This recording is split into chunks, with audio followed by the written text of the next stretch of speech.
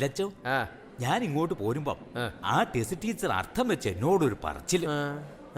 വിലക്കപ്പെട്ട കാര്യങ്ങള് നിലയം വരെയുള്ള ആളുകൾ തന്നെ പരസ്യമായിട്ട് ഇങ്ങനെ ചെയ്താ പിന്നെ നമ്മള് കുട്ടികളെ എന്തു പറഞ്ഞു ഗുണദോഷിക്കുമെന്ന്.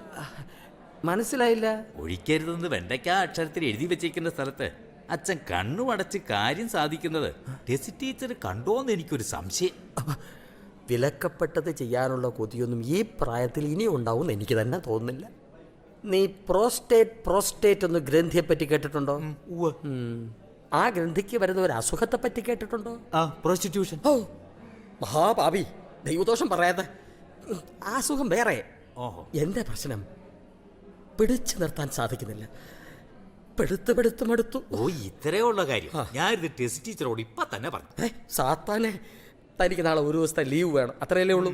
പെടുത്തോളൂ, അല്ലേ? എടുത്തോളൂ.